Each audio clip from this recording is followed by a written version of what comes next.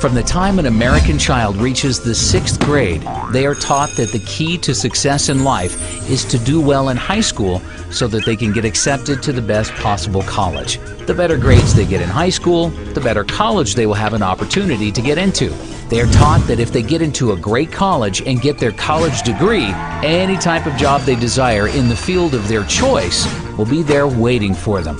After getting their dream job, they will be able to buy any car and house they desire, start their own family, and live the American dream. Most Americans today have an expectation of future economic success simply by obtaining a college degree. The entire purpose of elementary school is to prepare students for high school, and the entire purpose of high school is to prepare students for college. In fact, the U.S. now has hundreds of private college preparatory high schools that, at a cost of $25,000 per year, are supposed to increase students' chances of getting into a top-tier college. Students are taught to believe that if they don't go to college, they will be on a path to nowhere and will have no chance of ever building a successful career. Government regulations like No Child Left Behind have left grade and high schools in shambles. Instead of teachers having the freedom to think outside the box and use creative techniques to prepare their students for the real world, they are forced to be narrow-minded and teach with worthless information that will never help their students have successful careers. Today, there are no high schools left in America that teach students the knowledge necessary to start their own business, invent their own product, or even how to use the internet and other free resources to become educated about things without attending college. The annual cost to attend the average private four-year college in America today is $27,293, up 29% from 5 years ago during the 2005-2006 school year when the annual tuition cost $21,235. This does not include the cost of textbooks, which have tripled over the past decade. Colleges are now charging $200 for each single textbook that has no resale value because they put out new, slightly revised versions with a new name each year. The textbook publishers are even colluding with college bookstores to make custom textbooks so that students can't save money by buying them online. Colleges are getting kickbacks from publishers in order to destroy the used textbook market, which by itself is proof enough that college administrators are only interested in lining their own pockets and have no interest in helping their students.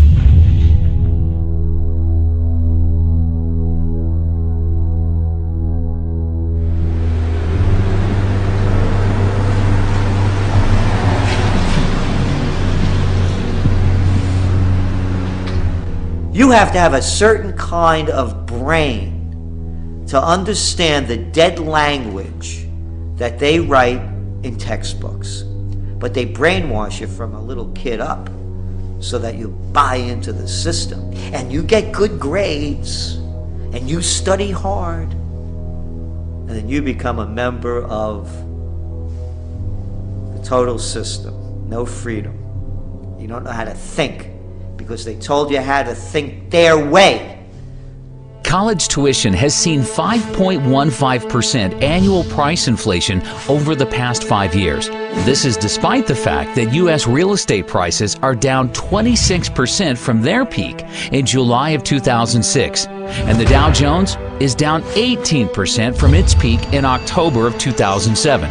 Even oil is down 38% from its peak in July of 2008. During the financial crisis of 2008, Americans lost $10.2 trillion in paper wealth. And college is the only thing in America, besides the cost of health care, that did not at least temporarily decline in price. Inflation has made it impossible.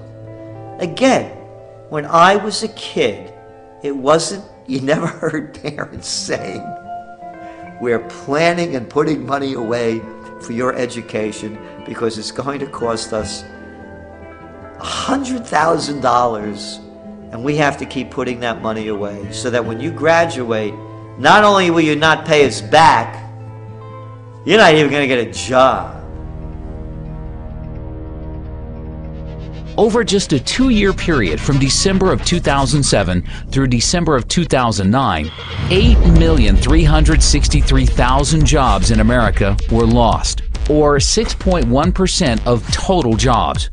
1 year later, in December of 2010, thanks to the Federal Reserve and the U.S. government spending $4.6 trillion on bailouts, stimulus programs, and other government spending, 1.124 million jobs in America, or 0.9% of total jobs, had been recovered. That is over $4 million spent for each job created.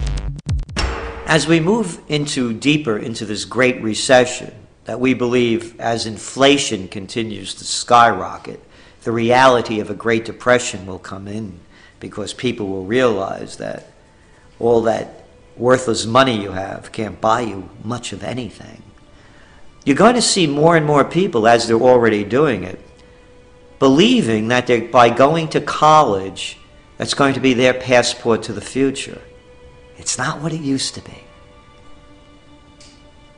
A degree, a college degree, a BS, what does that buy you? And I love the mentality.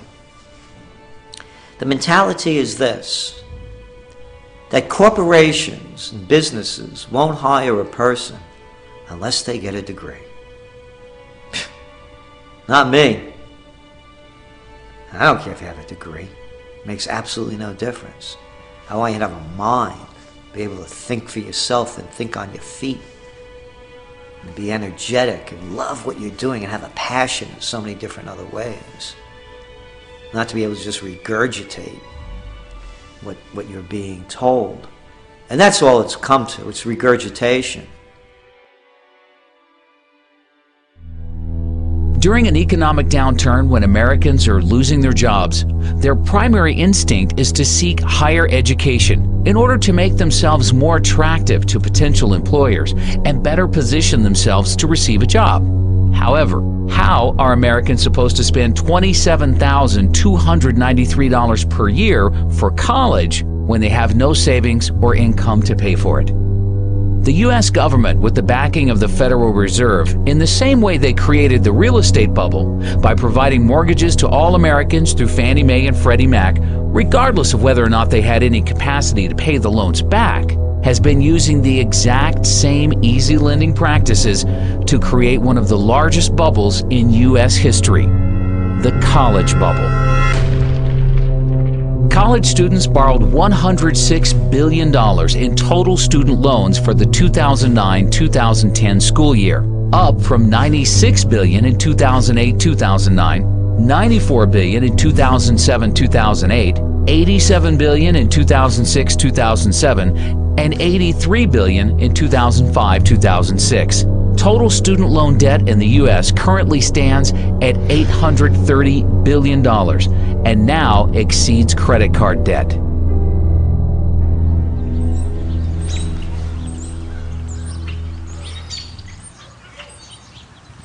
I was so pro-education. That's all I wanted in my life, was an education. And you know, I'd like to still be pro-education, right. But to put anybody through what I've been through, no. Really, in my case, the education, I think, really ruined my life. Right. So, I mean, I would have been better off if I just would have gone to work at, you know, McDonald's or something, actually. So That is unbelievable. because this is a debt I can never get over.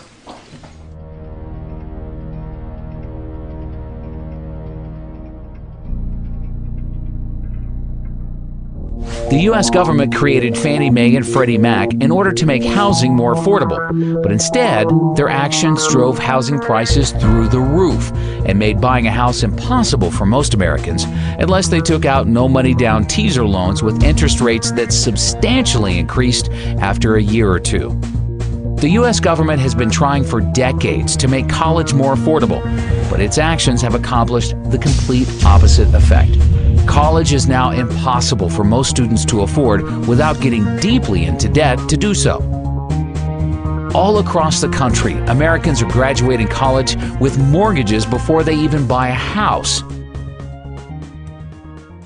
When I graduated from my undergraduate degree, I had $300 in student loans that I owed. $300. You know, you can hardly buy 2 cups of coffee and a meal at the student union these days for $300. So when I graduated with my undergraduate degree, what you got in exchange for your education was lifetime indenture and a new house. Right? So you got to buy the mortgage. That's what you got. You got your degree, you got out of school, you got a job, and therefore you bought a house because culture drives you to buy a house. So now you're in debt. You have to work. Now you have to be part of the wage slave economy for the next 20 or 30 years until the house is paid off. These days, college is the new house, and you don't even get the house. As soon as you get out of school, you're indentured for life.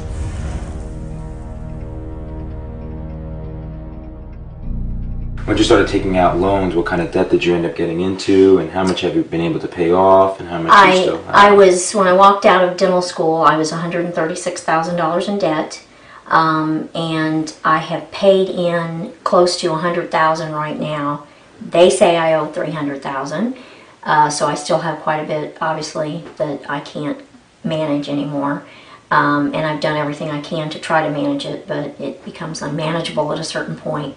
One of the loans, the HEAL loan, was a health occupation loan, and when that defaulted, then I can no longer see Medicare or Medicaid patients. So I'm very selective of where I can even work anymore. Wow. Because it ties my hands. If I wanted to go into indigent care or one of the free clinics or something, I couldn't. Right. When I was first told this, I was told by my attorney that I would not get Medicare or Medicaid. I said, well, okay, you know, I mean, there's not much I can do. And for many years, that's what I believed, because that's what he thought it meant. Well, comes to find out, that's not what it was at all. It was that I was not able to work on patients in Medicare or Medicaid. And so when I went to work for this place that I'm working, I thought we were fine because we don't take them. Well, there happens to be some federal employees that now I can't see. I didn't even realize that. And so when we realized it, the office manager sent a note to them and said, you know, what's the deal? And they said, well, she knows all about this. No, I don't know about it, and neither do the attorneys, and neither does anybody else. I mean, these laws are so vague, it's just amazing. So now I have to watch who I see. And fortunately, my employer has worked with me, or I would be out of a job, basically. But they're very vague, and they keep you in the dark. They don't really try to help you or figure any of this out. They don't work with you. I know there's the new income-based repayment, but I don't fall into any of that, you know. So I don't know. I just don't want to see it happen to anybody else. Right. That's my problem. There's no compassion there. There's no none. help. No help, no compassion, nothing. They're just vultures.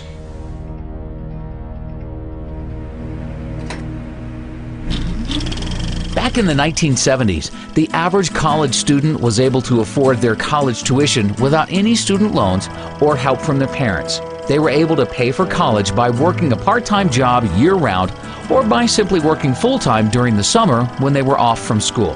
Not only that, but they were also able to afford their own car payments and possibly a small apartment. The U.S. government destroyed this by providing easy student loans to anybody who applied for them without any credit requirements. Over the past decade, any 18-year-old has had the ability to take out large student loans without even being asked if they have a job, what their high school grades were, what they intend to major in, or any other information that would help determine their future ability to pay back the loan.